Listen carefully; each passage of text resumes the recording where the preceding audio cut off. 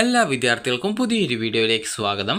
ഈ വർഷത്തെ LBS nursing and paramedical degree കോഴ്സുകളിലേക്കുള്ള പ്രവേശനത്തിനായിട്ടുള്ള ടെൻറ്ററ്റീവ് അലോട്ട്മെൻറ്റ് ഷെഡ്യൂൾ പ്രസിദ്ധീകരിച്ചു.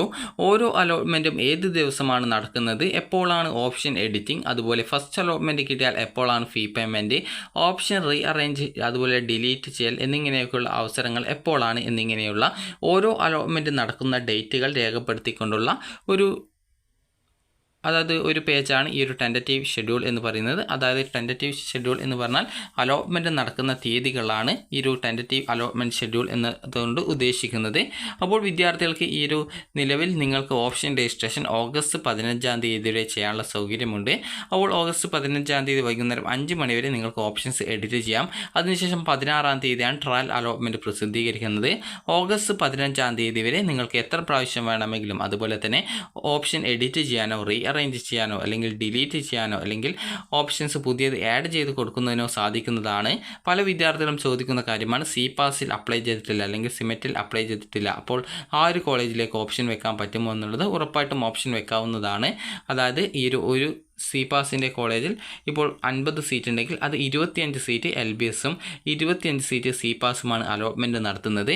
അതുകൊണ്ട് തന്നെ ആ ഒരു 25 സീറ്റിലേക്ക് നിങ്ങൾക്ക് ഓപ്ഷൻ നൽകാൻ സാധിക്കുന്നതാണ്. അപ്പോൾ നിങ്ങളുടെ താല്പര്യപ്രകാരം നിങ്ങളുടെ പ്രയോറിറ്റി ബേസിൽ ഓപ്ഷൻ കൊടുക്കുക. അപ്പോൾ ഈ ഒരു LBS വെബ്സൈറ്റിൽ ഡൗൺലോഡ്സ് എന്നുള്ള ഭാഗത്ത് ടെൻറ്ററ്റീവ് അലോട്ട്മെൻറ്റ് ഷെഡ്യൂൾ എന്ന് പറഞ്ഞുകൊണ്ട് ഷെഡ്യൂൾ പ്രസിദ്ധീകരിച്ചിട്ടുണ്ട്. അപ്പോൾ ഈ ഒരു ഷെഡ്യൂൾ പ്രകാരം വിദ്യാർത്ഥികളുടെ ഈ ഒരു ഫസ്റ്റ് അലോട്ട്മെൻറ്റിന് മുമ്പായിട്ട് ട്രയൽ അലോട്ട്മെൻറ്റ് പ്രസിദ്ധീകരിക്കുന്നത്, അതായത് ഈ ഒരു ട്രയൽ അലോട്ട്മെൻറ്റ് പ്രസിദ്ധീകരിക്കുന്നത് ഈ ഒരു 16 അതിനുശേഷം നിങ്ങൾക്ക് ഓപ്ഷൻ രജിസ്ട്രേഷനും അതുപോലെ മോഡിഫിക്കേഷൻ, അതുപോലെ തന്നെ റീ അറേഞ്ച് ചെയ്യാനുള്ള സൗകര്യം എന്നിവ ഓഗസ്റ്റ് 18 വരെ, അതായത് ഓഗസ്റ്റ് 16 വന്നു കഴിഞ്ഞാൽ ഓഗസ്റ്റ് 16 തൊട്ട് 18 രാവിലെ 10 മണി വരെ നിങ്ങൾക്ക് അതിനുള്ള സൗകര്യമുണ്ട്. അതായത് ആ ഒരു ഘട്ടത്തിൽ ട്രയൽ അലോട്ട്മെൻറ്റിന് ശേഷം ഓപ്ഷൻ എഡിറ്റ് ചെയ്യാം, അതുപോലെ പുതിയ ഓപ്ഷൻ രജിസ്ട്രേഷൻ ചെയ്യാം, അതുപോലെ മോഡിഫിക്കേഷൻ ചെയ്യാം, അതുപോലെ റീ അറേഞ്ച് ചെയ്ത് കൊടുക്കാം. അതായത് നിങ്ങൾക്ക് പുതുതായിട്ട് ഓപ്ഷൻ ഒക്കെ കൊടുക്കാനായിട്ട് സാധിക്കുന്നതാണ് എന്നുള്ളതാണ്. അപ്പോൾ ഓഗസ്റ്റ് 18 രാവിലെ 10 മണി വരെയാണ് അതിനുള്ള സൗകര്യം നൽകിയിട്ടുള്ളത്. അടുത്തത് ഫസ്റ്റ് അലോട്ട്മെൻറ്റ് പ്രസിദ്ധീകരിക്കുന്നത് ഓഗസ്റ്റ് 19 ഫസ്റ്റ് അലോട്ട്മെൻറ്റ് കിട്ടുന്ന വിദ്യാർത്ഥികൾ ഫീ പേയ്മെൻറ്റ് ചെയ്യേണ്ടതായിട്ടുണ്ട്. അതിനുശേഷം ആവശ്യമുള്ള വിദ്യാർത്ഥികൾക്ക് ഓപ്ഷൻ റീ അറേഞ്ച് ചെയ്ത് കൊടുക്കാനും ഹയർ ഓപ്ഷൻസ് വേണ്ടാത്തവർക്ക് അത് റിമൂവ് ചെയ്ത് കൊടുക്കാനുള്ള സൗകര്യം ലഭ്യമായിരിക്കും. പുതിയ ഓപ്ഷൻ ആഡ് ചെയ്യാനുള്ള സൗകര്യം ഉണ്ടായിരിക്കുന്നതല്ല. അതുപോലെ തന്നെ ആ ഒരു ഘട്ടത്തിൽ പുതിയ കോളേജ് വരികയാണെങ്കിൽ മാത്രമാണ് ആ ഒരു ഓപ്ഷൻ ആഡ് ചെയ്യാനുള്ള സൗകര്യം ഉണ്ടായിരിക്കുള്ളൂ. അതുപോലെ തന്നെ ഫീ പേയ്മെൻറ്റ് എന്ന് പറയുമ്പോൾ നിങ്ങൾക്ക് SC ST OEC വിദ്യാർത്ഥികളാണെങ്കിൽ 1000 രൂപ മാത്രമാണ് ടോക്കൺ ഫീ പേയ്മെൻറ്റ് ചെയ്യേണ്ടതായിട്ടുള്ളത്. ബാക്കി വല്ല ഫീസും ഉണ്ടെങ്കിൽ അഡ്മിഷൻ ടൈമിലാണ് അടക്കേണ്ടി വരിക. അതുപോലെ തന്നെ ജനറൽ കാറ്റഗറിയിൽ സെൽഫ് ഫിനാൻസ് കോളേജിൽ അല്ലെങ്കിൽ SC ST OEC അതുപോലെ തന്നെ ഈ ഒരു വിദ്യാർത്ഥികൾക്ക് അലോട്ട്മെൻറ്റ് കിട്ടിക്കഴിഞ്ഞാൽ 1000 രൂപ മാത്രമാണ് അടക്കേണ്ടത്. അതുപോലെ തന്നെ ഗവൺമെൻറ് കോളേജിൽ ജനറൽ കാറ്റഗറി ആണെങ്കിൽ ഈ ഒരു 23,170 രൂപയും, ഈ ഒരു സെൽഫ് ഫിനാൻസ് കോളേജിൽ ആണെങ്കിൽ ഏകദേശം 25,000 രൂപയാണ് ടോക്കൺ ഫീ പേയ്മെൻറ്റായിട്ട് അടക്കേണ്ടതായിട്ട് വരിക. അതുപോലെ തന്നെ നിങ്ങൾക്ക് ലഭിക്കുന്ന കോഴ്സ് ഏതാണോ അതിനനുസരിച്ചിട്ടാണ് ഫീസ് ഈ ഒരു ടോക്കൺ ഫീ ഇനത്തിൽ വരുന്നത്.